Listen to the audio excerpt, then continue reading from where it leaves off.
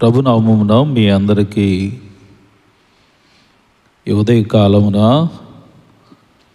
ఉదయకాలపు ఆరాధనకు మీ అందరికీ కూడా స్వాగతాన్ని తెలియజేస్తూ ఉన్నాను. అలాగనే ఆన్లైన్లో వీక్షిస్తున్న ప్రతి ఒక్క సహోదరులందరికీ కూడా నా హృదయపూర్వక వందనాలను తెలియజేస్తూ ఉన్నాను. ప్రియమైన వారులారా, ఈ ఉదయ ఆరాధన ప్రారంభించుకొనుటకు గాను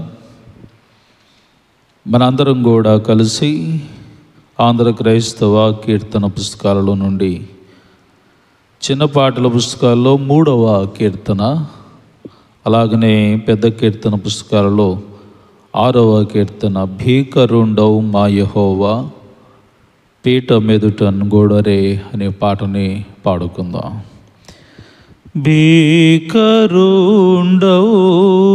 మా యెహోవా పీఠ మెదుటన్ గోడరే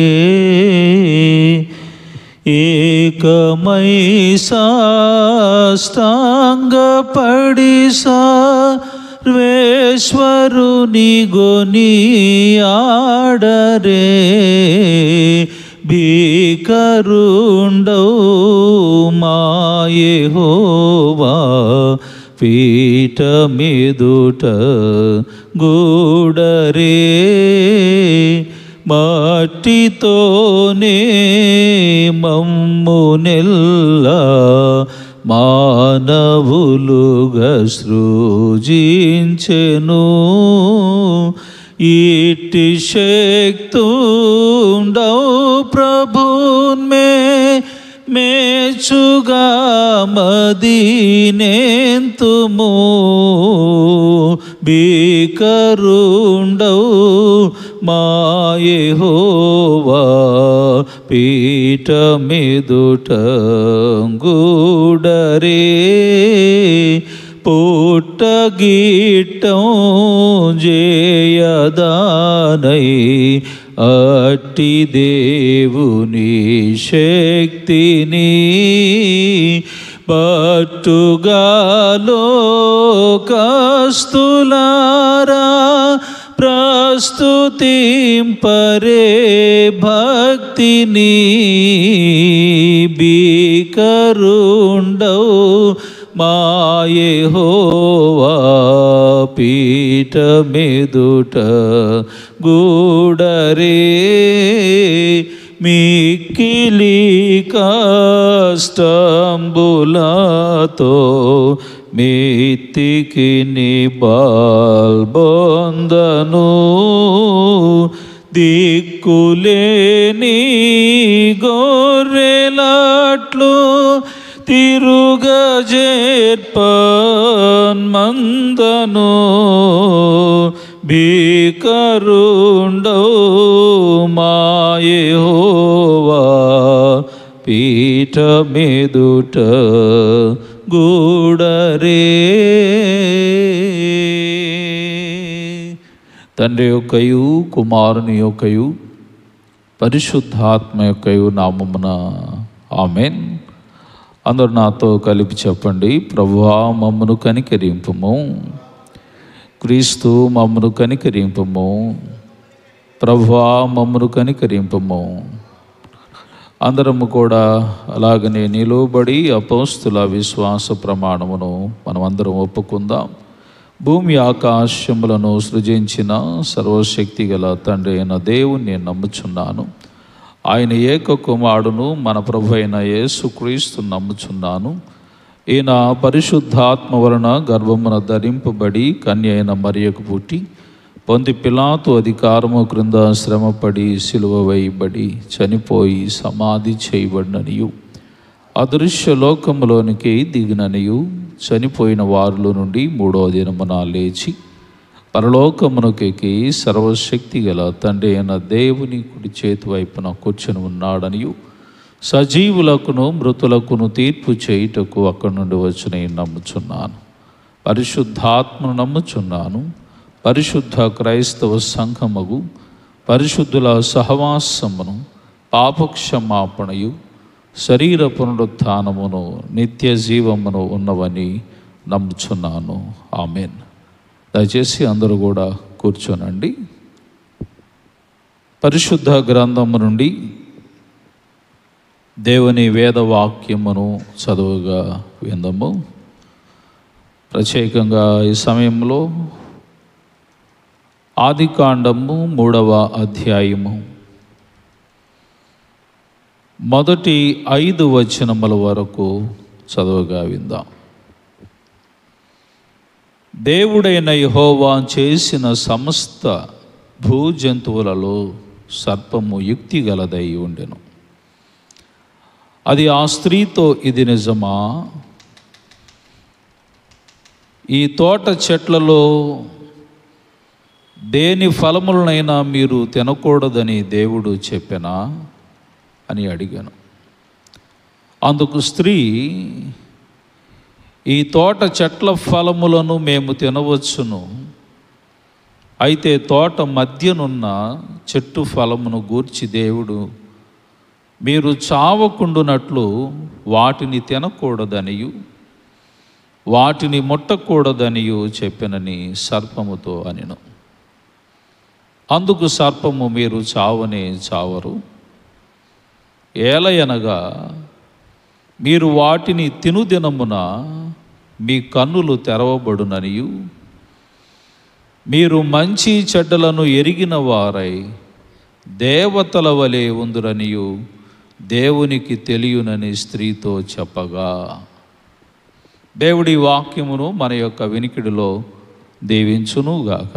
ఆమెన్. తండ్రికిని కుమారునికిని పరిశుద్ధాత్మకును ఆది యందు ఇప్పుడు ఎల్లప్పుడూ యుగయుగములు దేవుడు మీకు తోడుగా ఉండునుగాక. ఆమెన్.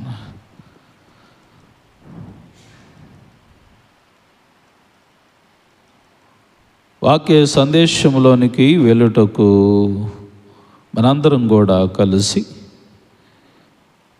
చిన్న పాటల పుస్తకాల్లో 60వ కీర్తన, పెద్ద కీర్తన పుస్తకాల్లో 165వ పాటను మనము పాడుకుందాం. ఈలాంటిదా యేసు ప్రేమ నన్ను తోలనాడక తనదు జాలి చూపినదా పాటని మొదటి చరణాన్ని, అలాగనే చివరి చరణాన్ని మాత్రమే మనం పాడుకుందాం. ఈలాంటిదా యేసు ప్రేమ నన్ను తూలనాడక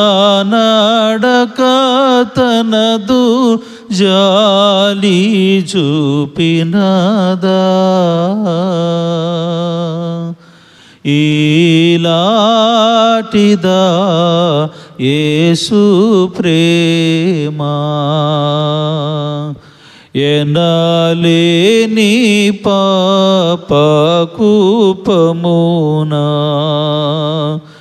నేను తనికి మినుకుచును నేదరిగా నాకుండ కనికరము బెంచినాయందు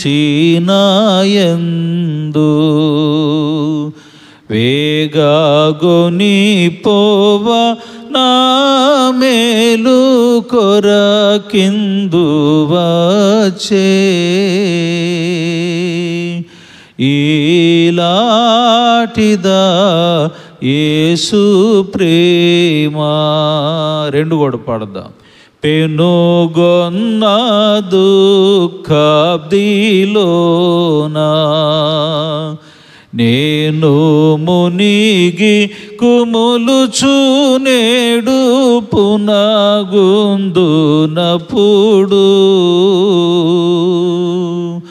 నన్ను నీ చూడని త్రోయలేక తనదు నెనరు నాకగు పరచి నీతి చూపించే ఈలాటిదా యేసు ప్రేమ శోధనలు నన్ను జుట్టినప్పుడు నీతి బోధ నా మనసులో బుట్టించి పెంచి బాధలెల్లను బాపి మాపి ఇట్టి ఆదరణ చూపేనాయే మందు ఈలాటిదా యేసు ప్రేమ.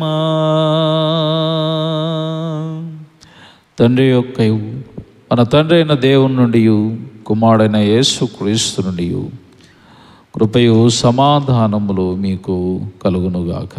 ఆమెన్. దయచేసి అందరూ కూడా కూర్చోనండి.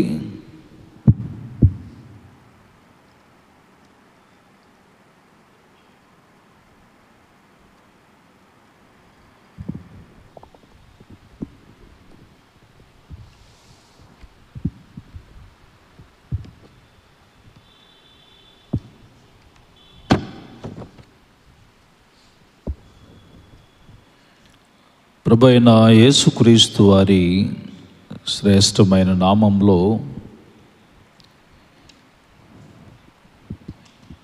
ఉదయకాల సమయమున దేవాతి దేవుని యొక్క పాద సన్నిధానానికి చేరువచ్చిన మీ అందరికీ, అలాగనే ఆన్లైన్లో వీక్షిస్తున్న ప్రతి ఒక్కరికి నా హృదయపూర్వకమైన వందనాలను తెలియజేసుకుంటున్నాను. మరి యొక్క దినమున మరి యొక్క రోజున దేవాతి దేవుడు మనలను ప్రేమించి ఆయన మహోన్నతమైనటువంటి కృపలో ఆయన దీవెనల్లో మనమందరము కూడా దీవించబడుతూ ఆశీర్వదించబడుతూ సజీవులుగా మరి ఒకసారి ఆయన ముఖ దర్శనము చేసుకోగలిగే భాగ్యము మనందరికీ దేవాతి దేవుడు అనుగ్రహించినందులకై ప్రభువుకి కోటాను కోటి వందనాలను తెలియజేసుకుంటున్నాం. ఈరోజు ముఖ్యంగా మనము ధ్యానం చేసుకోబోతున్న వాక్య అంశము, వాక్య భాగము ఆదికాండము 3వ అధ్యాయం. బైబిల్ గ్రంథం అంతటిలో కూడా, బైబిల్ యొక్క చరిత్ర అంతటి కూడా జరగటానికి ఈ అధ్యాయము చాలా ప్రాముఖ్యమైంది. ఎందుచేతనంటే ఈ అధ్యాయములోనే మనము పాపమును చూస్తాము, సాతానుని చూస్తాము. మొట్టమొదటిగా మనుష్యులకు భయము అనేటువంటిది ఏంటో తెలిసింది, సిగ్గు అనేటువంటిది ఏంటో తెలిసింది. అలాగనే మానవుడి యొక్క ఆది మానవుడుగా ఉన్నటువంటి వ్యక్తి యొక్క పతనము తెలిసింది. అలాగనే స్త్రీకి వచ్చిన వేదనలు మనం చూస్తాము. అంతేకాకుండా సాతాను యొక్క సంపూర్ణమైనటువంటి వినాశనము దీనిలో చూస్తాము. అలాగనే రక్షకుని యొక్క శిలువ శ్రమను, పునరుత్థాన విజయాన్ని దీనిలో చూస్తాము. మానవుడు దేవునికి దూరం అయిపోయి దేవునితో సమాధానమును కోల్పోయిన విషయాలన్నీ కూడా ఈ అధ్యాయంలో మనం చూస్తాం. ముఖ్యంగా ఈ అధ్యాయము ప్రారంభ వచనాన్ని మనం చదువుతున్నప్పుడు 3వ అధ్యాయము 1వ వచనములో ఆదికాండములో చూస్తున్నప్పుడు దేవుడైన యెహోవా చేసిన సమస్త భూజంతువులలో సర్పము యుక్తి గలదై ఉండెను. అది ఆ స్త్రీతో, ఇది నిజమా? ఈ తోట చెట్లలో దేని ఫలమునైనను మీరు తినకూడదని దేవుడు చెప్పినా అని అడిగాను. సాతానుకున్నటువంటి ఒకే ఒక ఉద్దేశము ఏమిటి? వాస్తవంగా ఇక్కడ చదువుకున్నప్పుడు ఏమంటున్నాడు ఇక్కడ మోషే భక్తుడు ఈ 3వ అధ్యాయాన్ని వివరిస్తూ, దేవుడైన యెహోవా చేసినటువంటి సమస్త భూజంతువుల వల్ల ఏంటి, సమస్త భూజంతువులలో సర్పం అనేటువంటిది యుక్తి గలదై ఉన్నదట. మనం ఒకసారి మత్తయి సువార్త 10వ అధ్యాయము 16వ వాక్యాన్ని చూస్తున్నప్పుడు దేవుడు తన యొక్క 12 మంది శిష్య బృందాన్ని, ఆయన వెంబడించుచూ ఉన్నటువంటి శిష్య బృందాన్ని ఆయన, మీరు ఈ లోకమంతటిలో ఇశ్రాయేల్లో నశించిపోయినటువంటి జనాంగము దగ్గరికి మీరు వెళ్ళి సువార్త అన్నటువంటిది ప్రకటించండి అని వారిని పంపించాడు. ప్రియమైన వారులారా, జాగ్రత్తగా ఇక్కడ మీరు వాక్యాన్ని మనసులో వినాలి. ఎప్పుడైతే ఈ మాట అన్నటువంటిది చెప్పాడో, చెప్పి పంపిస్తూ ఉన్నప్పుడు దేవుడు వారితో రాబోతున్నటువంటి శోధన కాలములో మీరు ఎలాగుండాలి అని అంటే, పాముల వలె వివేకముగాను పావురముల వలె నిష్కపటముగాను ఉండాలి అని చెప్పాడు. జాగ్రత్తగా వినాలి. అది మన జీవితాల్లో ఎప్పుడు కూడా ఆ సూక్తి లేకుంటే ఆ పరిశుద్ధ వాక్యము మన నుదిటి మీద రాసుకోవచ్చు, లేకపోతే మన హృదయం మీద కూడా పెట్టుకోవచ్చు. ఈ భూప్రపంచంలో జీవిస్తూ ఉన్నటువంటి ప్రతి ఒక్కడికి అవసరమైన ఒక సత్యము అది ఏంటి? పాముల వలె వివేకంగా ఉండాలి, పావురములాగా నిష్కపటంగా ఉండాలి. అంటే ఇప్పుడు నేను ఈ వాక్యాన్ని ఎందుకు చెప్తున్నాను మీకు? మనం ఇక్కడ చూస్తే దేవుడు చేసిన సమస్త భూజంతువుల్లో సర్పం ఎలాంటిదంట? యుక్తి కలిగినటువంటిదంట. ఇక్కడ ఏంటంటున్నాడు దేవుడు? వివేకము కలిగింది అని అంటున్నాడు. అర్థమైందా? ఇక్కడ దేవుడు వివేకము కలిగింది అని అంటున్నాడు. తర్వాత 2వ కొరింథీ పత్రిక 11వ అధ్యాయము 3వ వచనాన్ని చదువుతున్నప్పుడు, సర్పము కుయుక్తి చేత హవ్వను మోసపరిచినట్లు అనేటువంటి పదం రాస్తాడు. ఏమంటున్నాడంటే ఇక్కడ సర్పం దేని చేత అంట? కుయుక్తి చేత హవ్వను మోసపరిచింది. అయితే ఈ సర్పము ఏమిటి? మనం ఆలోచన అన్నటువంటి చేస్తున్నప్పుడు ప్రకటన గ్రంథము 12వ అధ్యాయము 9వ వచనంలో చూస్తే, కాగా సర్వలోకమును మోసపుచ్చుచు అపవాది అనియు సాతాను అనియు పేరు గల ఆది సర్పమైన ఆ మహాఘట సర్పము అని పిలుస్తూ ఉంటారు. జాగ్రత్తగా వినాలి ఈ వాక్యాన్ని. ఏమిటంటే సర్వలోకాన్ని ఇది మోసపుచ్చుచు ఉన్నది. దానికి ఉన్న పేరేమిటంటే, ఆ సర్పానికి ఉన్న పేరేమిటనంటే అది అపవాది, లేకపోతే ఇంకోటి ఏమిటంట సాతాను అనియు.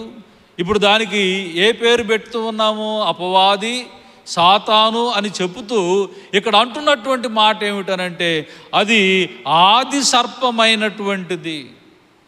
ఏ సర్పము? సర్పాలు చాలా ఉన్నాయి, పాములు చాలా ఉన్నాయి, కానీ ఆది సర్పము. ఆది సర్పం అని అంటే ఏ సర్పం అది? ఏదైతే హవ్వమ్మ దగ్గరకు వచ్చిందో మహాఘట సర్పము అది, అదే సాతాను. అది జాగ్రత్తగా మనం వినాలి. అర్థమవుతుందా? మనసులో అది దాన్ని ఎప్పుడు కూడా ముద్రించుకోవాలి. అది ఎవరయ్యానంటే అది సాతాను, అది అపవాది, మహాఘట సర్పము అది. దానికి ఉన్నటువంటి మరి ప్రాముఖ్యమైనటువంటి విషయం ఏంటంటే ఇది కుయుక్తి కలిగింది, వివేకము కలిగింది, అలాగనే ఇంకా ఏమిటంట యుక్తి కలిగినటువంటిది అని జ్ఞాపకం చేసుకోవాలి. దీని తెలివితేటల ముందు ఏ మనుషుడైనా సరే ఈజీగా అలా పడిపోతూ ఉంటాడు. అందుచేతను ఇప్పుడు హవ్వమ్మ దగ్గరకు వచ్చి ఏమని మాట్లాడుతూ ఉంది? దేవుడు ఈ చెట్లలో దేని ఫలములనైనా మీరు తినకుందురా అని అంటున్నాడా? ఇది నిజమేనా అన్నాడు. అవునయ్యా, ఏమైనా తినవచ్చును, కానీ ఆ చెట్ట మధ్య ఉన్నటువంటి ఆ ఫలమును మాత్రం మేము తినకూడదు, తినుదినమున సత్యదమయ్యా. ఇప్పుడు వెంటనే సాతాను వాడుతున్నటువంటి అస్త్రం ఏమిటి? అది ఎప్పుడు కూడా నీ దగ్గర నా దగ్గర వాడే అస్త్రం ఏమిటయ్యానంటే దేవుని పైన డౌట్ అనేటువంటిది వచ్చేటట్లుగా చెయ్యటమే.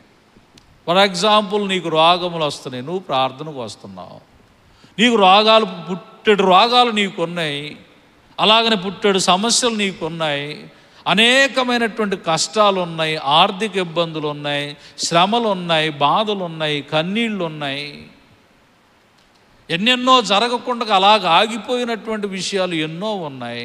కానీ నువ్వు ప్రభు మందిరానికి వచ్చి దేవుని సన్నిధిలో నువ్వు ప్రార్థించకుండా ఉన్న రోజు లేదు. అప్పుడు వెంటనే నీ చెవు దగ్గరకు వచ్చి అంటా ఉంటాడు, ఏమయ్యా ఆ దేవుడు మహాదేవుడు, గొప్ప దేవుడు, ఏమయ్యా ఆ దేవుడు సార్వభౌముడు, ఏమయ్యా ఆ దేవుడు ఉన్నతమైనటువంటి వాడు, సర్వశక్తిమంతుడని నువ్వు తెగ ఆరాధన చేస్తున్నావు కదయ్యా. ఆయన నిజమైన దేవుడే అయితే నీ కష్టములు ఎందుకు తొలగించడయ్యా? కొన్ని సందర్భాల్లో మానవుని జీవితంలో దేవుడు కష్టాలు ఇస్తాడు. అర్థమైందా?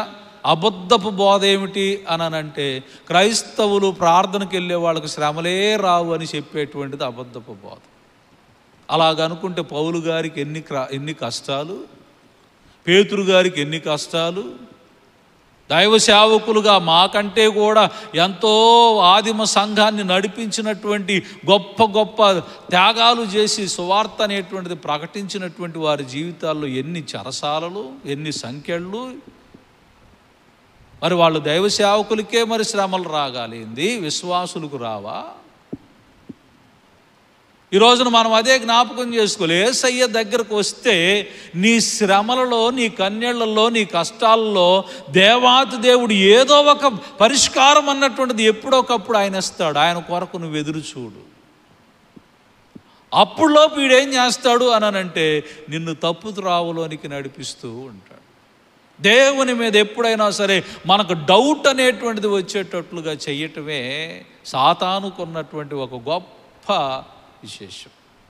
అయితే రెండో విషయం ఏమిటి అనంటే అది ఎలా మనల్ని శోధించిద్ది? దాని యొక్క తత్వముతోనే శోధించిద్ది. ఏమిటి దాని యొక్క తత్వము? హవ్వమ్మ దగ్గరకు వచ్చి ఏమని మాట్లాడుతూ ఉన్నది హవ్వమ్మతో?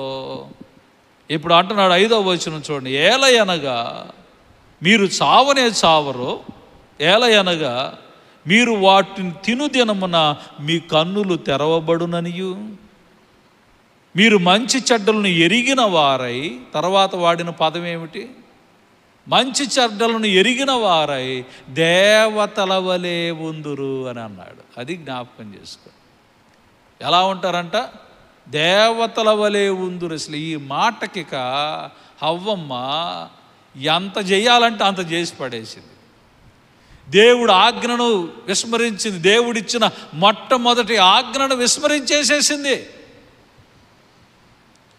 దేవుడిచ్చినటువంటి మొట్టమొదటి ఆజ్ఞను మీరు చచ్చిపోతారు, దాన్ని తినుదినమని మీరు చచ్చెదరు అనేటువంటి పదాన్ని వదిలేసింది. ఒక్క బొడ్డ ఎముకకి ఎంత ఆశ కలిగిందంటే నేను కూడా దేవుణ్ణి కావాలి అనే ఆశ కలిగింది. ఏంటి అంత హెచ్చింపులోనికి తీసుకుపోయింది? ఏది? మానవుల్లో పక్కలో ఉన్నటువంటి ఆ గుండె దగ్గర చేరువుగా ఉన్నటువంటి ఆ ఎముకకి ఎంత ఆశ పుట్టింది అనంటే నేను దేవతని కావాలి, నేను దేవుణ్ణి కావాలి, ఆయనతో సమానముగా ఉండాలి. సాతాను అదే కదా. ఎక్కడ పడిపోయింది సాతాను? పడిపోవటానికి కారణం ఏమిటి? ఒకసారి మీ కొరకు ఒక వాక్యాన్ని చూపిస్తాను చూడండి. యెషయా గ్రంథంలోనికి మనం వెళ్దాం.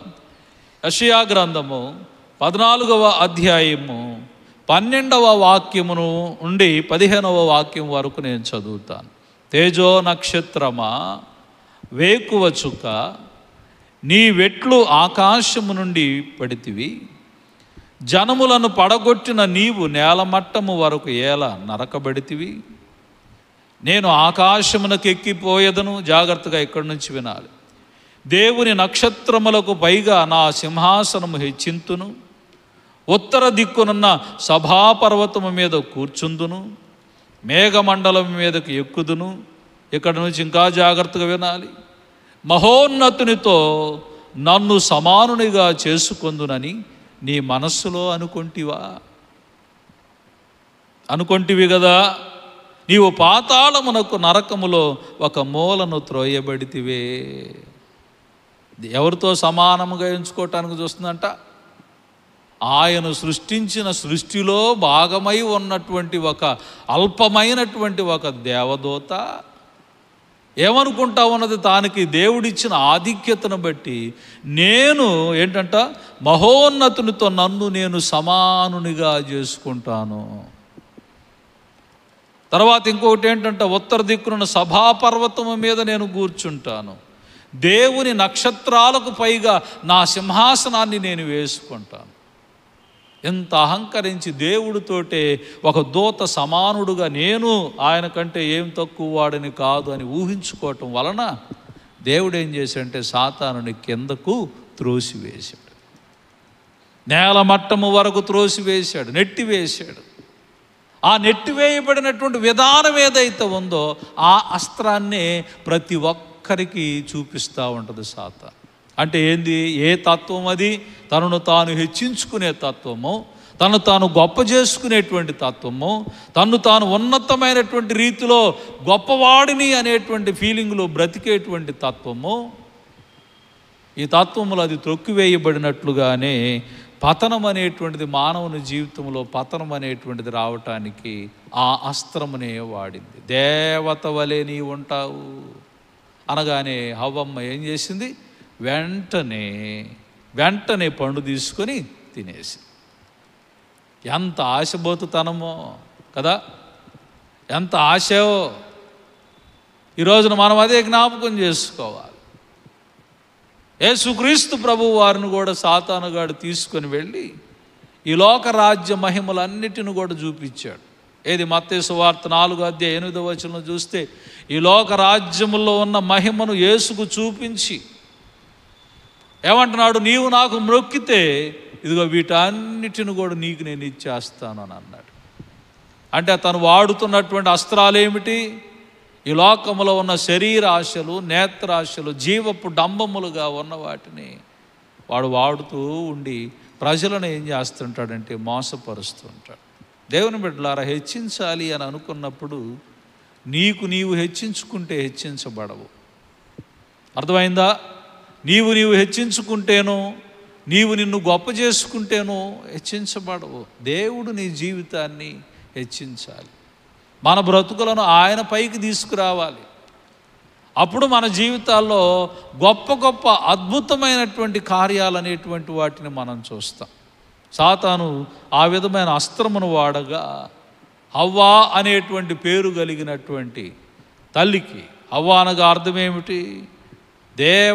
మరి జనములకు తల్లిగా ఉండాల్సినటువంటి ఆమె గర్భవాసమున పుట్టిన ప్రతి ఒక్కరిని మరి పాపులుగా మార్చివేసి సాతాను యొక్క స్వరూపంలోనికి అది తీసుకొని పోయింది. మనం అందరం ఏ స్వరూపంలో ఉన్నామో తెలుసా? యేసుక్రీస్తు ప్రభువారి భూలోకములోనికి అడుగు పెట్టేంత వరకు ఆయన శిలువ యాగం అన్నటువంటిది చేసి రక్తము చిందించేంత వరకు కూడా మనమందరమును కూడా సాతాను యొక్క బిడ్డలుగానే బ్రతుకుతూ వచ్చాం. అది ముఖ్యంగా జ్ఞాపకం చేసుకోవాలి. అంటే ఆమె తీసుకొచ్చినటువంటి పాపము ఏదైతే ఉందో, ఆమెతో పాటు తన భర్తను కూడా చెరిపివేసిన పాపము ఏదైతే ఉందో ఆ పాపము ద్వారా మనం అందరం కూడా పుడుతూనే వచ్చాం. అందుకనే రోమీయులకు రాసిన పత్రిక 5:12 భక్తుడు అంటాడు, ఏమంటాడంటే, ఇట్లుండగా ఏమందుము, ఒక మనుష్యుని ద్వారా పాపము ద్వారా మరణము లోకములోనికి ప్రవేశించెను. ఏంటంటే ఒక మనుషుని ద్వారా పాపము ద్వారా మరణము లోకములోనికి ప్రవేశించినదట. ఈ లోకమంతటి కూడా ప్రవేశించింది ఏమిటి అని అంటే మరణం. అందుకనే ఎలయనగా పాపము వలన వచ్చు జీతము మరణము అని అన్నాడు. ఆ మరణాన్ని తీసుకొని వచ్చి దేవుని స్వరూపంలో ఉన్నటువంటి మనలందరినీ కూడా హవ్వమ్మ, ఆదాములు చేసిన పని ఏమిటనంటే దేవుని స్వరూపము నుంచి సాతాను యొక్క స్వరూపంలోనికి మనల్ని తీసుకొచ్చారు. అంటే పాపపు స్వరూపంలోనికి, మరణకరమైన స్వరూపంలోనికి తీసుకొని వచ్చారు. మీకు అర్థమవుతుందా? దీన్ని బాగా అర్థం చేసుకోవాలి. సాతాను స్వరూపం ఏంటంటే మేము అని అనుకోబాకండి. ఆ పాపంలో ఎప్పుడైతే పడిపోయామో అప్పుడే మనం అందరమును కూడా సాతాను రూపులోనికి వచ్చాం. అందుకనే దేవుడు ఏమిటి అనంటే మొట్టమొదటి స్వార్థ అనేటువంటిది ఏదెనులో ప్రకటించాడు. జాగ్రత్తగా వినాలి ఈ పదాన్ని. మొట్టమొదటి సువార్త ఎక్కడ ప్రకటించబడింది? ఏదెనులోనే ప్రకటించబడింది. ఎవరి ద్వారా ప్రకటించబడింది? దేవాతి దేవుడి ద్వారా మాత్రమే ప్రకటించబడింది. ఏమిటి ఆ సువార్త? మరి అక్కడే మనం ఈరోజు చదువుకున్న 3వ అధ్యాయంలోనికి వెళ్దాం. ఆదికాండము 3వ అధ్యాయము 15వ వాక్యాన్ని మనము చదువుకుందాం. 15వ వాక్యాన్ని చదువుకుందాం. ఏమిటంటే, మరియు నీకును స్త్రీకిని నీ సంతానమునకును ఆమె సంతానమునకును వైరము కలుగ చేసేదు. అది నిన్ను తల మీద కొట్టును, నీవు దాని మడిమ మీద కొట్టుదు అని చెప్పాను. జాగ్రత్తగా వినాలి. ఇది మొట్టమొదటి సువార్త. దీని అర్థం ఏంటో తెలుసునా? దీని అర్థం ఏమిటి? చాలామంది లెంటన్ డేస్లోనో లేకపోతే ఇంకొక సందర్భంలోనో ఈ వాక్యాన్ని అంశముగా పెట్టుకుంటూ ఉంటున్నారే కానీ దీని యొక్క సంపూర్ణమైనటువంటి వివరణ చాలా తక్కువగా ఇస్తున్నారు. మరి వారికున్న సమయం సరిపోకుండా మరి ఎందుకో తెలియదు. కానీ వాస్తవంగా ఇక్కడ ఈ యొక్క పదములో దాగినటువంటి స్వార్థ ఏమిటి? నీకును నీ సంతానమునకును, స్త్రీకిని స్త్రీ సంతానమునకును వైరము నేను కలుగు చేతును. జాగ్రత్తగా వినాలి. నీకును అనగా ఎవరు? సాతాను, సాతాను సంతానం అనగా ఎవరు అయ్యామని ఇప్పుడు దాకా చెప్పాను నేను. మనం అందరము కూడా ఏమయ్యాము? దేవుని స్వరూపములో ఉన్నటువంటి మనం అందరము ఏ స్వరూపంలోకి మారిపోయామని అన్నా? సాతాను స్వరూపంలోనికి మారిపోయాం. అనగా పాపులుగా మారిపోయాం. ఎప్పుడైతే అవ్వమ్మ పండు తీసుకొని తిని ఆదామునకు కూడా ఇచ్చి ఆ ఇవ్వబడినటువంటి దాన్ని బట్టి వాళ్ళు దేవుని యొక్క స్వారూప్యాన్ని వారు కోల్పోయినటువంటి వారుగా మారిపోయారు.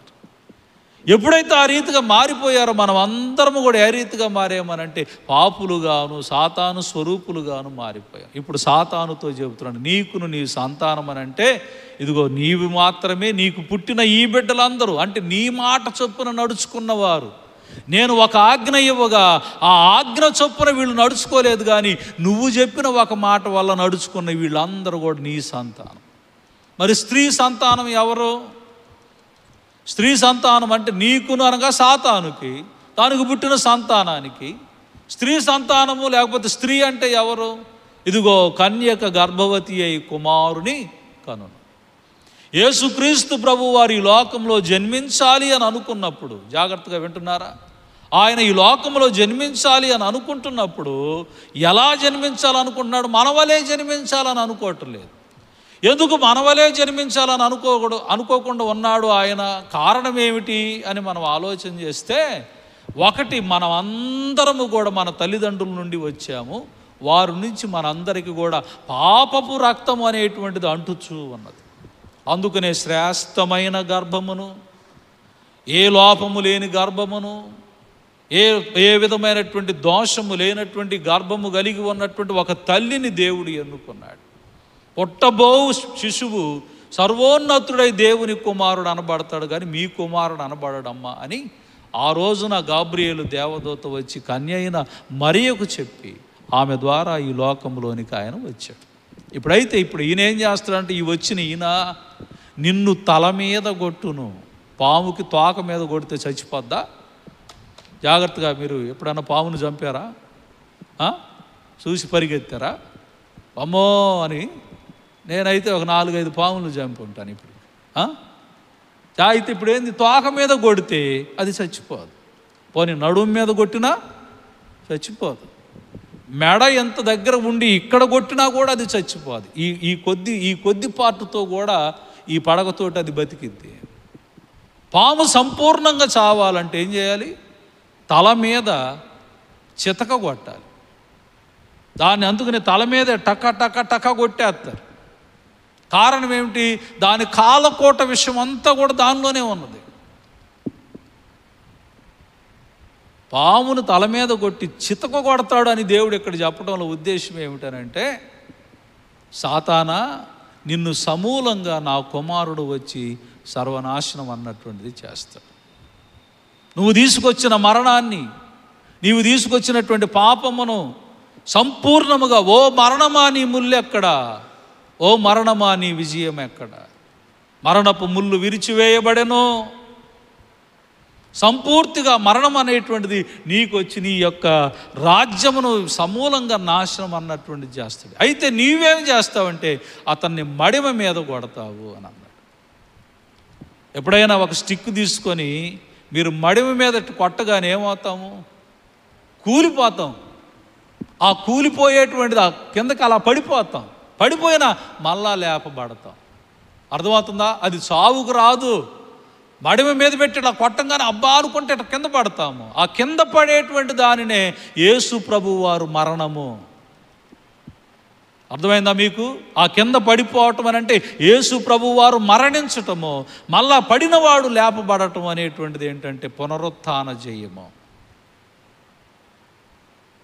ఇది మీరు అర్థం చేసుకోవాల్సిన విషయం. అది మొట్టమొదటిగా ఏదేనులో ప్రకటించబడినటువంటి శిలువ సువార్త, రక్షణ సువార్త. అది అప్పుడు నా కుమారుడు వస్తాడు, ఆ కుమారుడు వచ్చి ఏం చేస్తాడు అనంటే మీకు సంపూర్ణమైనటువంటి విడుదల దయచేస్తాడు. జాగ్రత్తగా 2 మాటలు అనేటువంటి వాటిని నేను చెప్పి ముగిస్తాను. ఆ తర్వాత ఏమి జరిగింది?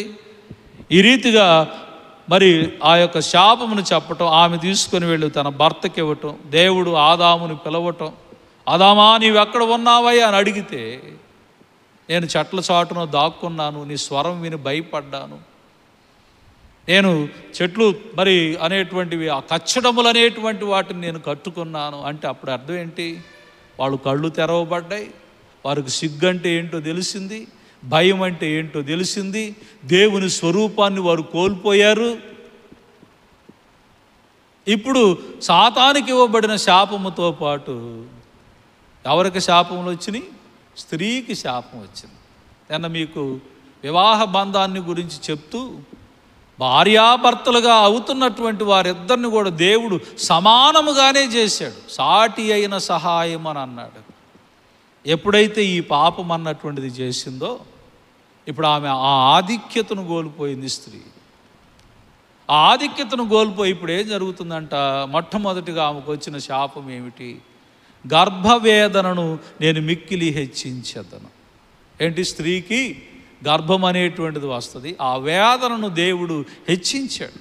లేకపోతే ఒకవేళ పాపంలో పడకపోతే వారు గర్భము దాల్చుతారు, కానీ ఆ నొప్పులంటే ఏంటో తెలిసేవి కాదేమో, ఆ సిజేరియన్లు అనేటువంటి ఏంటో తెలిసేవి కాదేమో. వేదనతో పిల్లలను గందువు అని అన్నాడు స్త్రీలు. వేదనతో పిల్లలను గందువు. 3వ విషయం ఏంటంటే నీ భర్త ఎడల నీకు వాంఛ కలుగుతుంది, ఆయన ఎడల నీకు కోరిక కలుగుతుంది. నా పెనిమిటిని బాగా చూసుకోవాలి, ప్రేమగా చూసుకోవాలి, ఆయన లేకపోతే నేను లేను అనేటువంటివి ఇవన్నీ కూడా నీకు ఉడతాయి. తర్వాత ఏంటి? చివరిగా అంటున్నటువంటి మాట ఏంటంటే అతడు నిన్ను ఏలుకుంటాడు. అతడే నిన్ను ఏలాలి. ఎందుకంటే ముందు అతడు కాదు చేసింది పాపము, నువ్వు చేసి అతనికిచ్చి అతన్ని పడగొట్టావు గనుక. దేవుడు ఇచ్చినటువంటిది ఇది. ఈ రోజున సమానత్వం అనేటువంటి మాటలు ఎక్కువైపోతాయి కదా. పురుషులు స్త్రీలు అందరూ సమానమేనండి అనేటువంటి మాటలు వస్తున్నాయి. మేమెందుకు తగ్గాలి అని అంటూ ఉంటారు కదా. దేవుని బిడ్డలారా, ఫెమినిజం అనేటువంటిది ఎక్కువగా పెరిగిపోతున్నటువంటిది తప్పేం కాదు. కానీ దేవుడు ఇచ్చిన దాని ప్రకారము అందరూ కూడా వెళ్ళవలసిన పరిస్థితి ఏర్పడుతుంది. ఇప్పుడు ఏంటి? పురుషుడికి నీ నిమిత్తము నేల శపించబడింది. ఆదామా, నువ్వు చేసిన పని వల్ల నేల అన్నటువంటిది శపించబడింది. ఎంతో చక్కగా ఫలించి ఆ ఫలాలు తినండి అయ్యా, మీరు ఆ తోటలో ఉన్నటువంటి చెట్టు ఫలం తినొద్దు, భూజంతువులు ఇవన్నీ కూడా మీరు తినటానికి త్రాగటానికి నేను మీకు ఇస్తే సుఖంగా తినండిరా, ఆ ఒక్క ఆజ్ఞకు లోబడి అని చెబితే దేవుడి మాటకు లోబడకుండా ఉన్నందువలన ప్రయాసపడి పంటను కోసుకోవాలట. ఏం చేయాలి? ప్రయాసపడి పంటను కోసుకోవాలి. అది మొండ్ల పొదలను గచ్చ పొదలను పండిస్తూ ఉంటుంది. చెమట కార్చి ఆహారం తినాలి. అందుకని ప్రతిరోజు ఉదయం లేవగానే బాక్స్ పెట్టుకొని రెడీ అయ్యి ఎక్కడ పని ఉంటే అక్కడ పరిగెత్తుకుంటూ పోవాల్సిన కర్మ మనకు అప్పుడు వచ్చింది. తర్వాత అంటున్నటువంటి మాట ఏమిటనంటే, నీవు మొన్నే గనక తిరిగి మొన్నైపోవద్దు. నేను నిన్ను మట్టితోనే చేశాను గనక నువ్వు మట్టిలోనే కలిసిపోతావు అని చెప్పి ఇక వీళ్ళు ఈడ ఉండటానికి వీలు లేదని దేవుడు ఏం చేశాడంటే వారందరిని కూడా ఏం చేశాడట, ఏదెనులో నుంచి బయటికి నెట్టివేశాడు. దేవునితో సమాధానము పోయింది. మానవుడికి దేవుడితో సమాధానము పోయింది, దేవునితో సహవాసం పోయింది. వాళ్ళు ఒకవేళ తెగించి మరలా లోపలికి ఏమన్నా వస్తారేమోననేసి అక్కడ కెరూబులను పెట్టి అగ్ని జ్వాలలు అనేటువంటి వాటిని పెట్టాడు. అంటే అర్థం ఏమిటి, ఏ మానవుడు కూడా తిరిగి దేవుడి దగ్గరికి వెళ్ళటానికి తన శక్తితో తన బలముతో ఇక కుదరదు.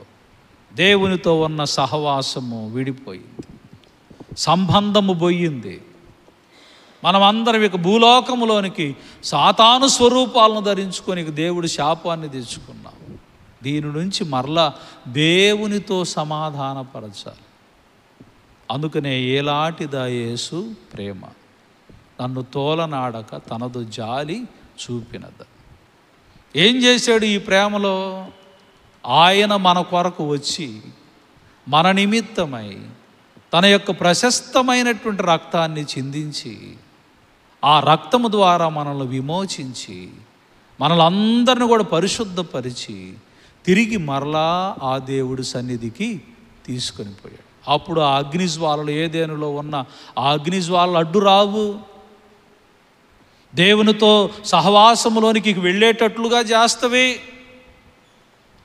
ఎందుకంటే ఈ రక్తము గడిగింది కాబట్టి, దేవుడిచ్చిన స్వరూపంలోనికి మరలా యేసు రక్తం ఏం చేసిందంటే మనలను తిరిగి ఆ స్వరూపంలోనికి మార్చింది.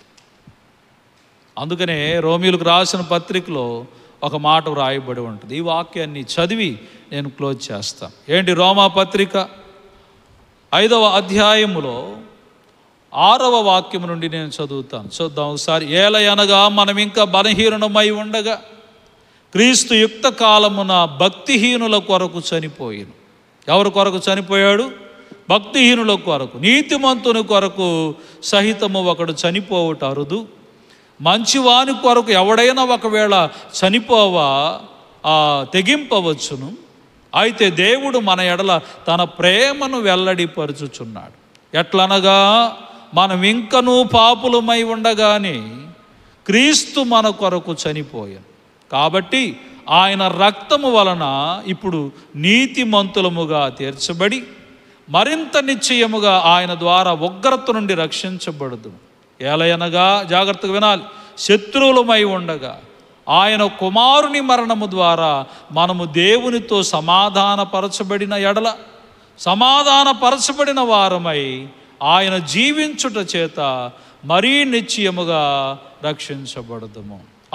అంతేకాదు, మన ప్రభువైన యేసుక్రీస్తు ద్వారా మన దేవుని యందు అతిశయపడుచున్నాం. ఆయన ద్వారే మనము ఇప్పుడు సమాధాన స్థితిని పొందుకున్నాం. యేసు ప్రభువు వారు మనము శత్రువులమై ఉండగానే, బలహీనులమై ఉండగానే, పాపులమై ఉండగానే ఆయన మన కొరకంట ప్రాణమును పెట్టాడు. ఎందుకు పెట్టాడు? ఆయన రక్తము ద్వారా నీతిమంతులుగా చేశాడు. ఆయన రక్తము ద్వారా దేవుడితో సమాధానపరిచాడు. సమాధాన పడ్డారంటే వాళ్ళిద్దరి మధ్య మళ్ళా ఐక్యత కుదిరినట్టే కదా. ఇది ఈ రోజున ఈ 3వ అధ్యాయం యొక్క విశిష్టత. దేవుని సహవాసములో నుండి నెట్టివేయబడినటువంటి వారు తిరిగి దేవునితో ఐక్యపరచబడ్డారు. దేవునిలో కలవటానికి యేసుక్రీస్తు ప్రభువు వారు మనకు ఆ మార్గమును సరళం చేశాడు. అందుకనే నేనే మార్గము, నేనే సత్యము, నేనే జీవము, నా ద్వారా తప్ప ఎవ్వడను తండ్రి యొద్దకు చేరలేడు అని అన్నాడు. కనుక ఆ మార్గమై ఉన్న యేసును మనము నమ్మితే మనం ఎలాంటి పాపులమైనా, శత్రువులుగా ఉన్నా, భక్తిహీనులుగా ఉన్నా ఆయన శిలువ రక్తము మనలను కడిగి వేసిద్ది, కాపాడిద్ది. ఆ దేవునితో సదాకాలము మనం ఉండేటట్లుగా గొప్ప భాగ్యము ప్రభువు మనకు దయచేస్తాడు. అటు రీతిగా ఆ దేవదేవుని కృప మనకు తోడుగా ఉండి నడిపించునుగాక. ఆమేన్. సమస్త జ్ఞానమునకు మించిన దేవుని యొక్క సమాధానం మీ హృదయములకును మీ తలంపులకును కావలి ఉండునుగాక. ప్రార్థించుకుందామండి. సకల ఆశీర్వాదములకు కారణభూతుడు అయిన మా ప్రియ పరలోకపు తండ్రి, మహోన్నతుడు అయిన దేవా, జీవాధిపతి అయిన మా రక్షక, నీకు వందనాలు. కలువరి సిలువలో నాయనదిగో నా తండ్రి, నీవు ప్రశస్తమైన రక్తమును చిందించుట, ఆదిలో మొట్టమొదటి సువార్త అనేటువంటిది దాని గురించి ప్రకటించబడింది.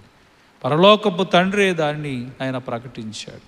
మానవుని జీవితంలో తీసుకొని వచ్చినటువంటి పాపమును, శాపమును ఏమైతే ఉన్నదో నా తండ్రి, దానిని తొలగించి మరలా తండ్రిగా ఉన్న నీతో సమాధానపరచడానికి నీవు మమ్మలను ఎంతగా ప్రేమించి మా నిమిత్తమై నీవు కార్చిన ప్రశస్త రక్తాలను బట్టి నీకు కోటాను కోటి స్తుతులు వందనాలు తెలియజేసుకుంటున్నాం. ఈ రక్షణ భాగ్యాన్ని మేమందరం గుర్తుపెట్టుకొని నీ సాక్షిగా ఇంకా మారకపోతే నీ బిడ్డలుగా జీవించటానికి సహాయం చేయండి. అనేక మంది నశించిపోతున్న వారు ఉన్నారు నాయన. నీ యందు భయభక్తులు లేక ఆదాము అవ్వలు ఏ రీతిగా అయితే సాతానుకు లోబడి జీవించారు, అటు రీతిగా జీవించుతూ ఉన్నవారు ఉన్నారు. వారందరికీ నా తండ్రి విడుదలను దయచేయమని అడుగుచున్నా. ప్రత్యేకంగా ఉదయమున నీ పాద సన్నిధికి చేరిన బిడ్డలందరినీ దీవించండి. వారి కుటుంబాలను, వారి బిడ్డలను, వారి రెక్కల కష్టాలను మీరు ఆశీర్వదించండి. అలాగనే ఆన్లైన్లో వీక్షిస్తున్న వారందరికీ కూడా ఈ మెండు దీవెనలు అనుగ్రహింపచేయండి.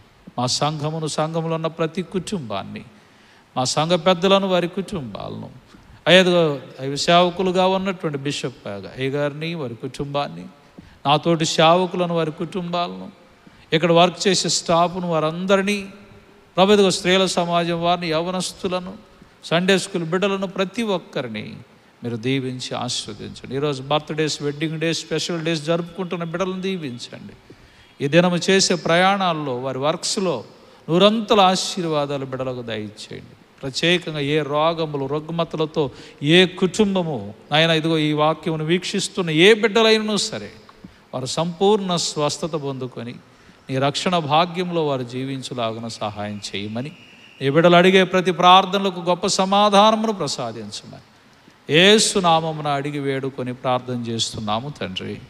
ఆమెన్. పరలోకమందున్న మా తండ్రి, నీ నామం పరిశుద్ధపరచబడును గాక, నీ రాజ్యం వచ్చును గాక, నీ చిత్తము పరలోకమందు నెరవేరుచున్నట్లు భూమి యందును నెరవేరును గాక. మా అనుదిన ఆహారం నేడు మాకు దయచేయము. మా ఎడల అపరాధములు చేసిన వారిని మేము క్షమించున్న ప్రకారం ఆ అపరాధములను క్షమింపము. మమ్మల్ని శోధనలోనికి పోనీ దుష్టుని తప్పింపము. రాజ్యము, శక్తియు, మహిమ నిరంతరం నీవై ఉన్నవి. ఆమెన్. మన పరమ తండ్రి అయిన దేవుని యొక్క ప్రేమ, కుమారుడైన యేసుక్రీస్తు వారి కృప, పరిశుద్ధాత్మని యొక్క అన్యోన్య సహవాసము తల వంచి ఉన్నటువంటి మనందరికీ, మన కుటుంబాలకును, మన బిడ్డలకు తోడుగా ఉండి, మన సంఘానికి తోడుగా ఉండి దేవుడు ప్రతి ఒక్కరిని దీవించి ఆశీర్వదించును గాక.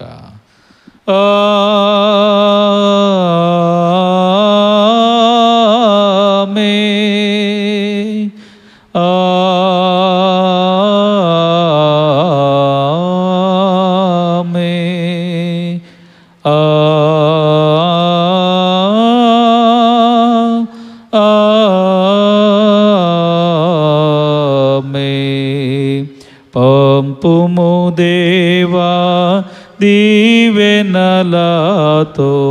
పంపుము దేవా, పంపుము దయచేత పతిత పవన నమా పెంపుగా నీ సేవ ప్రియమోగను నరింప. పంపుము దేవా దీవెనలతో, పంపుము దేవా. ఆమేన్.